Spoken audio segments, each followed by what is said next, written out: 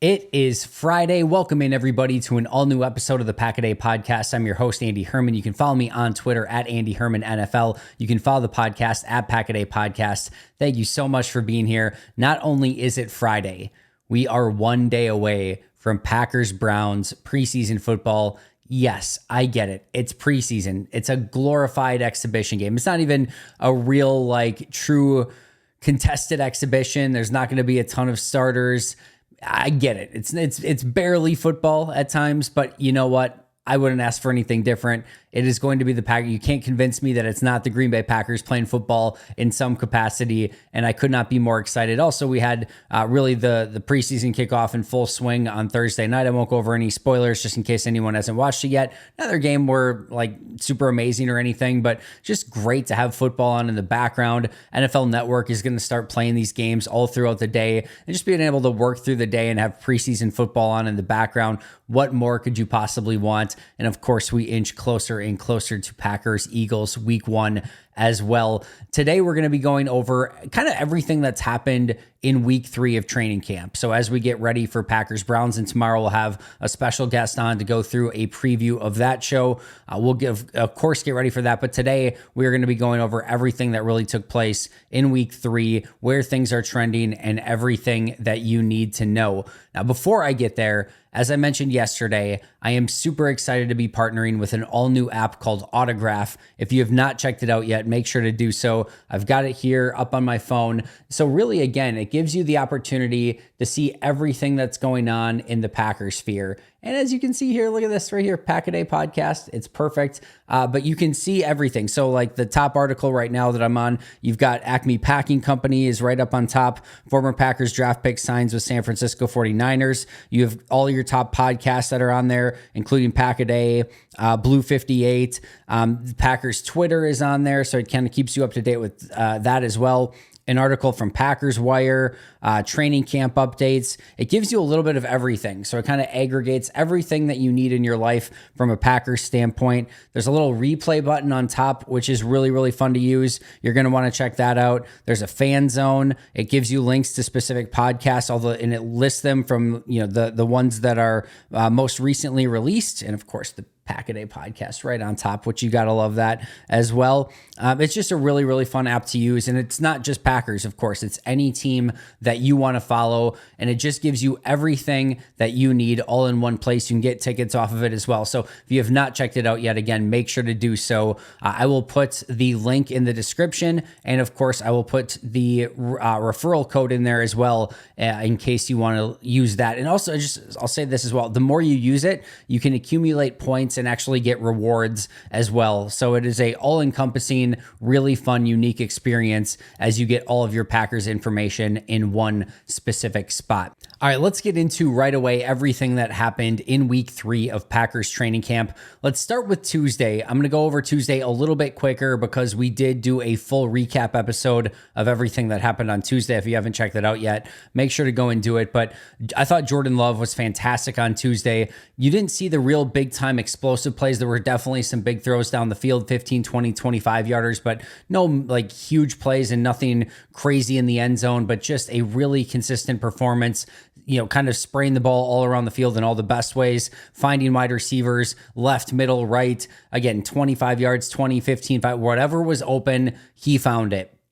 Defense asked a lot of questions of Jordan Love, and Love had answers to it every single time, save for one play where Eric Wilson came on a blitz and quote-unquote sacked Jordan Love for a safety on the play. Outside of that one play, I thought Love was really in complete command of the offense, did everything right, and really got the ball out of his hands and in the hands of his playmakers out at wide receiver specifically. And speaking of playmakers, I thought Josh Jacobs had a really impressive day on Tuesday as well. A couple really big-time runs, and then another play where he really showed off the wiggle of what he's able to do in tight quarters. Had an opportunity to see, him versus Javon Bullard on the play. And, Bullard kind of had him, or should have theoretically had him. But man, Josh Jacobs, little shimmy. He gets Bullard leaning one way, cuts the other. Bullard puts one arm out. And again, in a sort of two-hand touch atmosphere, that's maybe a tackle in that situation. But Jacobs did enough that there's no way As good as Javon Bullard is, he was not going to make that arm tackle on Josh Jacobs in a real game. And we just got to see kind of some of the more dynamic ability from Josh Jacobs. You can tell he's starting to kind of pick things up a little bit and show a little bit more of that speed. And Matt LaFleur mentioned in one of his press conferences, I think it was actually on Wednesdays, about some of the runs from Josh Jacobs on Tuesday and what type of speeds he got up to on some of those runs, and was very excited about that. Jair Alexander, another player that continues to be massive impressive. He had a great day on Tuesday, just locked down in team, and that really continued throughout the rest of the week. It continued through the rest of training camp. He has been back to the Jair we all know and love. We'll talk a little bit more about Jeff Hafley coaching some of the defensive backs up in just a minute, but man, watching Ja up close and personal in some of the cornerback drills, it's just, you talk about a guy just being different, and Ja just has it. He's different. The fast feet, the focus, the tenacity, the intensity. He's just a super skilled player. He constantly works on his craft, and it pays off for him. He's having a phenomenal training camp. And, again, he's a player that last year I didn't think played up to anywhere near close to the level that he's capable of playing at. And I thought there were times in 2022 where that was the case as well. Jair can be as good as any corner in this league when he is focused and when he is playing the brand of football that he is capable of playing. I do think Jeff Hafley, this defense, this new coaching staff have brought out the best in Jair. I think Jair really responded in an extreme way, in an extremely positive way to the suspension from what happened a season ago. It just seems like he is in the best Jair headspace that we have seen maybe ever. And I'm really pumped about the way that he has looked in camp so far. Grant Dubose had 2 big-time one-on-one wins in the one-on-one sessions, where it's just, again, wide receiver versus a corner. Both versus Corey Ballantyne, had a deep win, and then had one where he just completely crossed over Ballantyne. Ballantyne fell over, broke his ankles. Not obviously, but I'm saying, the kids lingo, broke his ankles. You get it. But yeah, and then after crossing him over, gets open in the end zone. Ball was a little bit high, and Dubose just skied to go get it. So we're starting to see some of that potential from Dubose. It didn't really carry over this week in the team activities. So that's something that Dubose is going to have to consistently try to find ways to do, is impress in those. But we have seen a really good Grant Dubose so far in camp, and that one-on-one session just kind of showed you some of the ceiling that he has as a wide receiver. On Tuesday, both kickers went 4 for 7 in an extremely windy practice. And this is one of the ones where we should probably have a conversation of how much stock you want to put into that 4 for 7 day. There were 2 of those kicks that both of them missed that were far out, where those conditions, that type of wind, I don't think there's any chance in a game that they're actually calling for a field goal from 50 plus yards in that type of conditions, nor do I think in any stadium they see those windy type of conditions. So they go 4 for 7. We're going to count it as 4 for 7, and we're going to add those stats as we can, continue to evaluate these kickers through the remainder of camp. But I think we do have to be careful, maybe with a couple of those, that how windy it was literally like just hitting a wall.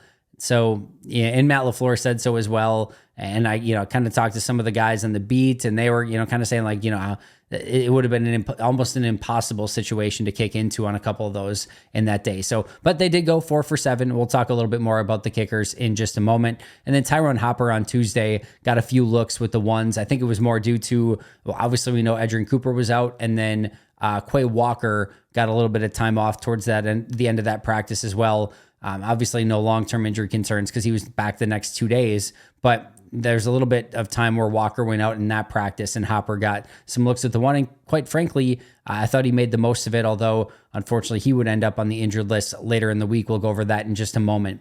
All right, let's go over Wednesday, day 12 of Packers training camp. It started with some transactions. They released Rory Starkey and Don Callis, both injured. They signed kicker Alex Hale, defensive end Zach Morton, and defensive end Brevin Allen. I thought really one of the big takeaways for the day were 2 of the safeties, Xavier McKinney and Evan Williams. Xavier McKinney had an interception off of a tipped pass by Quay Walker, where he was in the right spot, right time, but did make a very difficult interception. I wouldn't say very difficult, but it was definitely a little bit more of a complex interception. Goes a little bit high off of a deflection, kind of across his body, and he still was able to come down to it, survive the ground. And he was rallying to the football, which is why he was in that right spot. So you love that from McKinney. Had a big tackle for loss, had a pass breakup on Christian Watson where he was really covering it beyond perfectly. And then Evan Williams at the end of that practice had a game-sealing interception in the 2-minute drill. Disappointing play from Jordan Love, quite frankly, because he drove him all the way down to about the 20-yard line, still had 50 seconds left, was only down 3, had a timeout, 1st and 10, like everything was going the offense's way, and then he forced one in on 1st and 10 in the back of the end zone to Christian Watson on more of like a jump ball. Evan Williams is a freak jumper. Like he's 96%, somewhere on 92nd, 96th percentile, somewhere in that range as a vertical jumper from a draft standpoint at safety. He can go up and get it. And he went up and got it and came up with a huge interception. And again, ended that practice, actually ended that drive and ended that game period for the defense. Evan Williams continues to make plays. Xavier McKinney continues to make plays. Javon Bullard continues to make plays. Anthony Johnson Jr.'s looked good as well. Katana Oladapo finally getting some opportunities in team activities. But I said it earlier this week, the difference between the safeties from last year and the safeties from this year, in my opinion, is astronomical, and it has the potential to be one of, if not the most improved position groups in all of the NFL. That's what I'm seeing from this safety group so far. Devontae Wyatt had a huge day on Wednesday. Immediate pressure up the middle on a screen play. Maybe it was a screen play. It was tough to tell because Green Bay's screen game is pretty much a nightmare right now. But Wyatt immediately got there, and Love just had to ground it. Had a sack of Sean Clifford on an immediate pressure. A pressure on Clifford forced him out of the pocket, rolling to his right, and had to settle for a very short completion.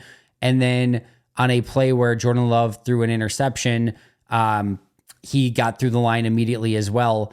And I'm sorry, I take that back. That's a Carl Brooks play later. This was one where Wyatt got through the line and Love was forced to throw it away. So just another, again, really impressive performance overall. 4 big-time plays by Devontae Wyatt on Wednesday. He was a constant menace all throughout the course of the day. One of my favorite plays of that particular practice was A.J. Dillon in pass pro. Rashawn Gary comes looping inside, and it's Rashawn Gary versus A.J. Dillon one-on-one, and A.J. Dillon just does I would even say better than teaching tape pass pro on Rashawn Gary, gets low into his stance, sits down, and just gets under Gary, basically holds him up, and Gary doesn't go anywhere, giving Love the opportunity to make the throw on that play. I mean, you see Rashawn Gary coming, and if you're a 340-pound, offensive lineman, that's scary enough. And if you're a running back, that is a nightmare scenario. It's like, it's one thing if maybe you get like an Isaiah McDuffie that you have to pick up on a blitz or something, or maybe a safety, like that's hard enough. But now you got to pick up Rashawn freaking Gary. That's good luck. And Dillon just did it to perfection. Marshawn Lloyd had a really nice play in pass pro a little bit later in practice as well. It wasn't quite to the level that Dillon had, but he gave his quarterback time and got the block that he needed to do in order to give his quarterback the opportunity to get rid of that football. So that was a positive sign from Marshawn Lloyd as well. Alex Hale was the only kicker that kicked on Wednesday. He went 5 for 6 in that particular practice, started 5 for 5, missed the last one. And then I also wanted to shout out Brenton Cox, who had 2 back-to-back run stops. It was actually right when there was an injury scare to Malik Heath. He had the big-time run stop on that play, did a beautiful job of setting the edge.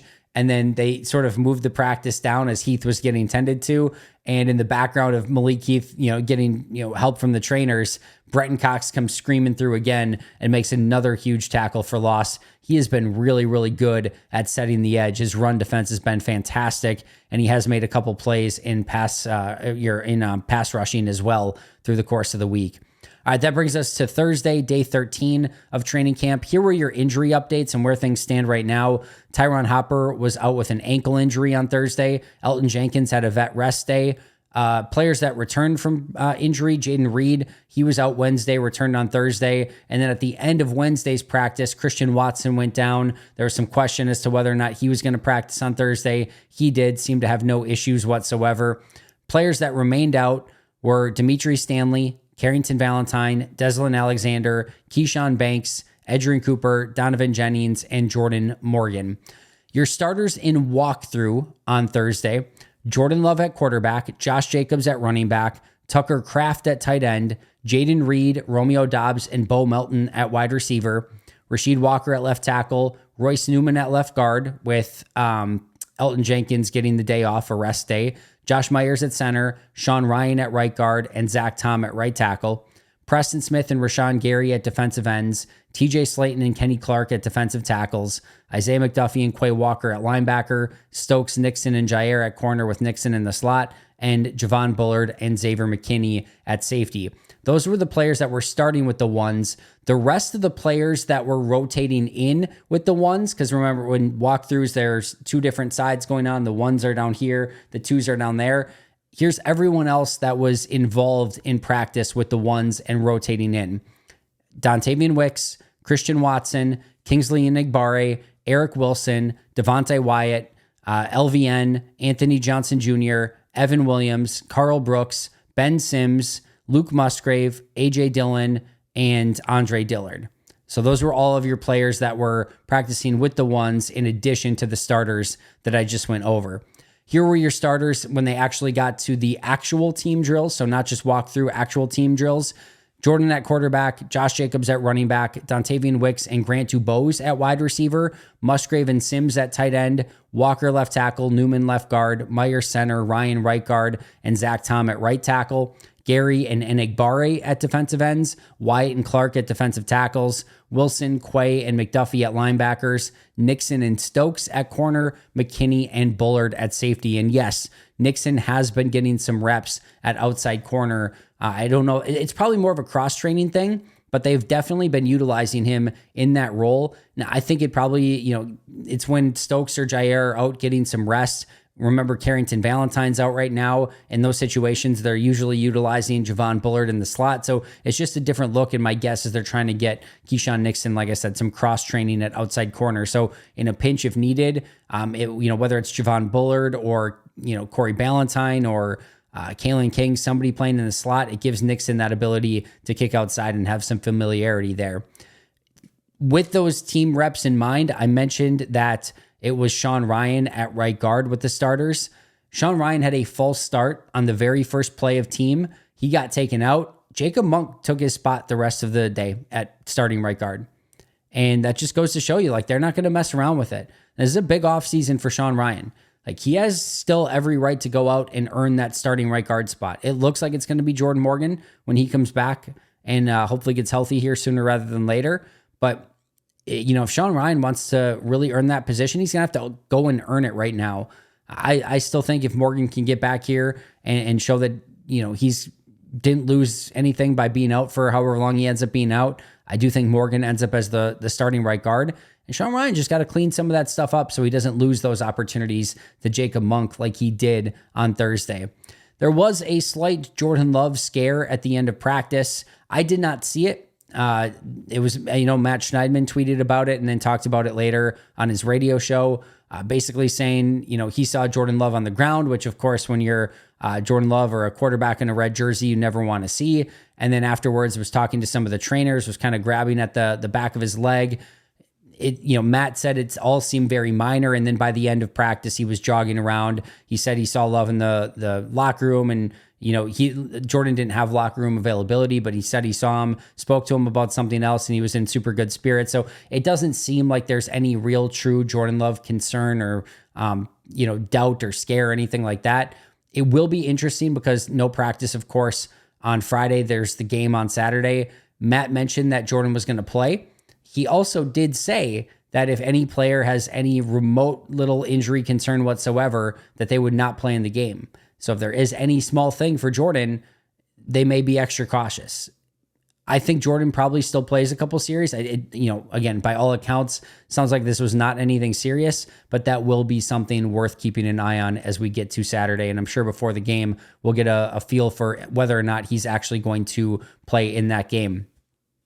I highly recommend going back and listening to the Quick Hits episode from yesterday because you'll see the actual video of this. But my favorite moment of the entirety of training camp so far was watching Jeff Hafley coach the corners right in front of us and getting a front row seat into exactly how this dude coaches. He is a wonderful teacher that engages his players, that is super, super hands-on and able to teach the technical side of things, but also reach them at a personal level. I told the story in the Quick Hits episode of, he was teaching one thing to all the corners. Ja did it, and it wasn't, the same way that he taught it. And he recognized the fact that, oh yeah, that's right. Jair has sort of a different stance, or I wouldn't say stance, but different footwork of how he covers wide receivers. And he, starts it by basically saying, hey, listen, I've coached all different corners who do it all different ways. I know you like to do it this way, and I'm paraphrasing here, but like, he showed them the same concept that they were working on, but how to integrate it with his footwork. And he's like, so you do this, and then you kind of do this and this, and was kind of pointing it out to him. And he's, showed him, and then Jair, he's like, there you go.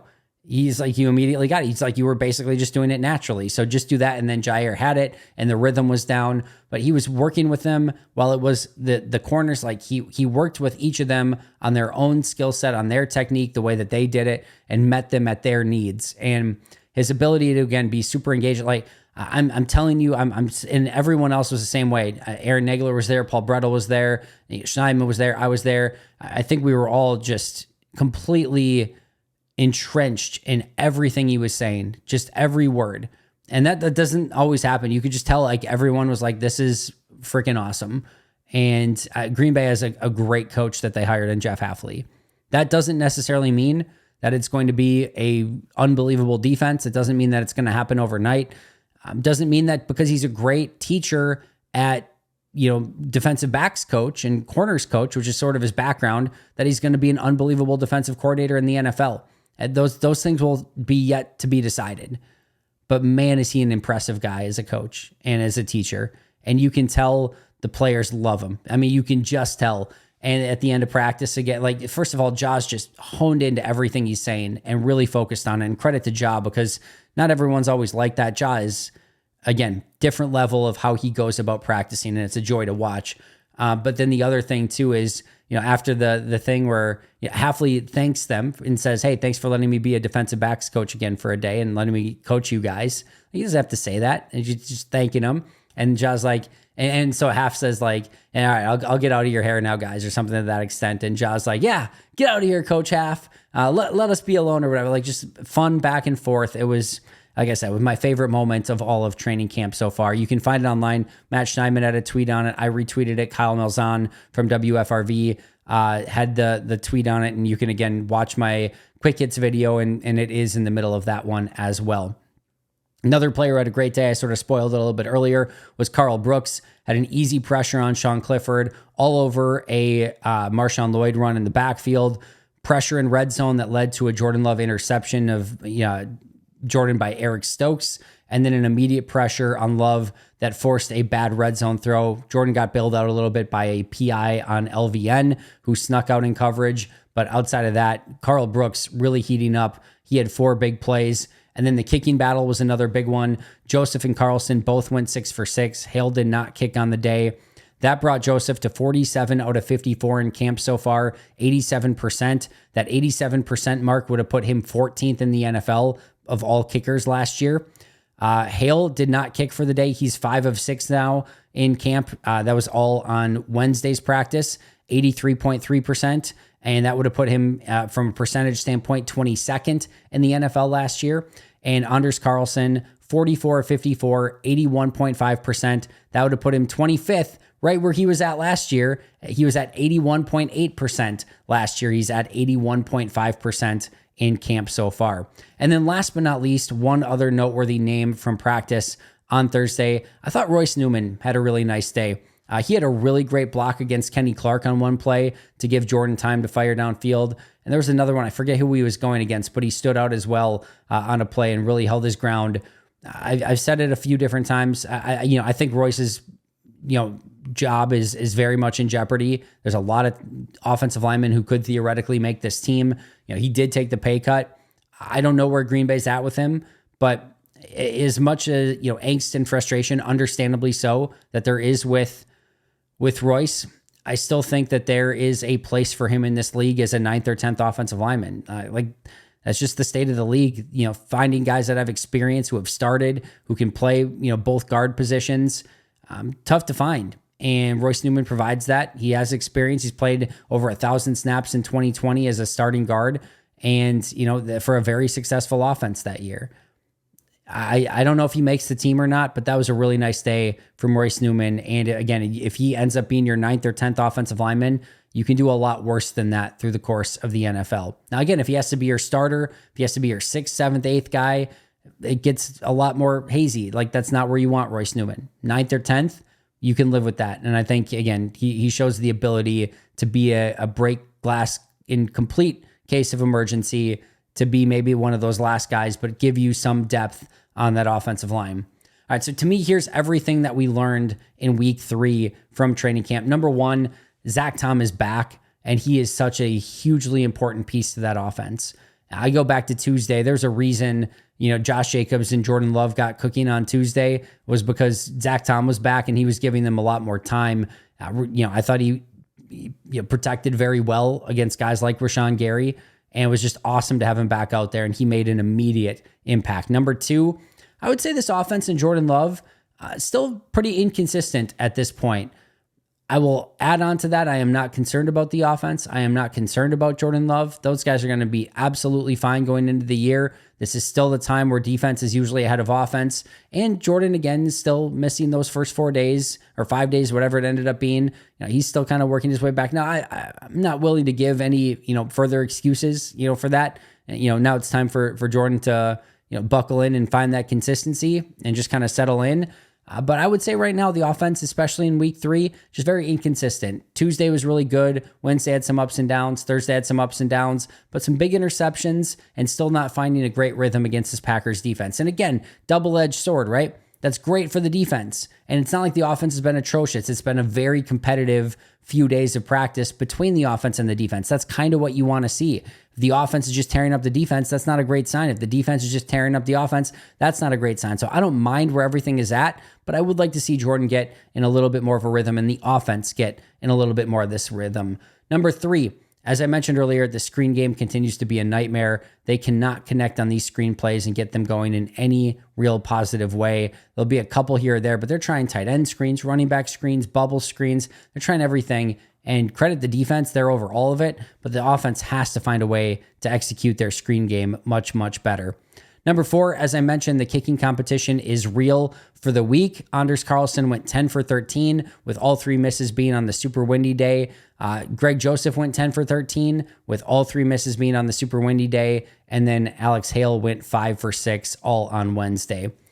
Young defensive linemen are heating up. That's number 5. Carl Brooks had a big week. Devontae Wyatt had a big week. LVN continued to practice well. Brenton Cox had a really nice week of practice. And Kingsley Enagbare had a nice week of practice as well. So some of those younger up-and-coming defensive linemen starting to get a bit more confident and really starting to come into their own. All of them to a T had a great week 3 of practice. And I want to add on to that for number 6.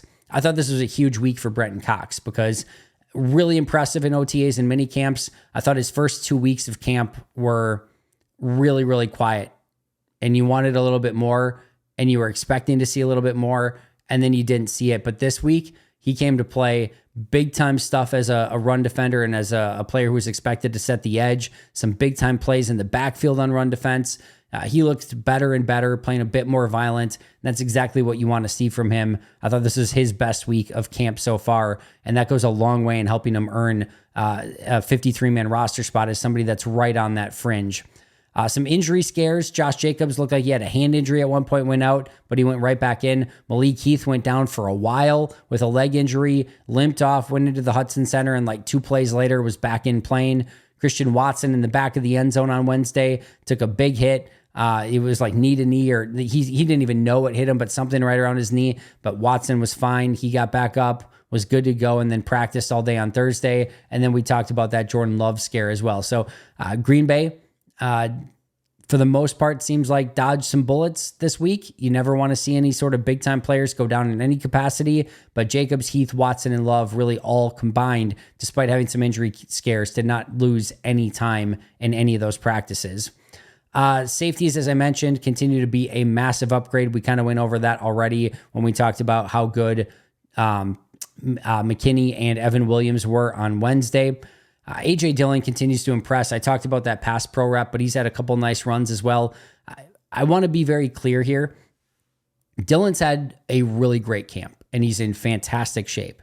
That doesn't mean that we jump to the conclusion of being like, now he's going to be this big time number 2 back and everything's changed. We need to see that Dillon in games and show what he's capable of. And maybe we'll see that as soon as Saturday against the Cleveland Browns. I'm excited to see that. But I want to see that more dynamic ability come to fruition in games before we start going too far. But all you can do in camp is show out and show what you're capable of. And AJ Dillon has done nothing but that. He's right now the number 2 running back. Marshawn Lloyd has work to do if he wants to take that from him. I still think there's a role for Marshawn Lloyd in this offense somewhere, but Dillon has really, really had a great camp and just doing all the little things. And that big time pass pro rep was a big part of that. And then last but not least, number 10, Jeff Hafley, heck of a coach. And this defense is playing for him. They're playing fast. They're playing aggressive. They're contesting everything. Yes, they're giving up some plays here and there. That is the cost of doing business in the NFL. But I continue to remain very impressed by this Jeff Hafley defense so far. And Jeff Hafley, as we talked about, just as a coach individually and how he gets across to his players, super, super fun to watch, and very happy right now that he gets that opportunity to lead this defense in 2024 and hopefully beyond. All right, that's going to do it for me. That is all the key takeaways from this week 3 of Packers training camp. Packers Browns on Saturday, week 4 next week. I can't wait. Everything continues to heat up and get better and better. Football season's here, everyone. I hope that you're enjoying the heck out of it. Again, you can follow the podcast at PackADay Podcast. You can find me at Andy Herman NFL. Make sure to like, subscribe, comment, give those 5-star reviews. Those are always super helpful. Tell a friend about the show. As far as our memberships, make sure to check those out as well. We have 4 different tiers that are available. And as always, I want to thank our All-Pro and Hall of Fame members, Most Hated Minnesotan, PJ Wynn, John Wild, Shea Brad Dad, Brandon Paletta, Jennifer Wright, Boom Handle, Donald Lee, Lori Lord, Baby QB, David McCluskey, Donald Decker, Dan Miller, Alex Huang, Arnaldo Espinoza, Peter Ataka, Caleb Cookster, SoCal Pack, and Dan Guessford. I'll see you guys tomorrow, but until next time, and as always, go Pack Go.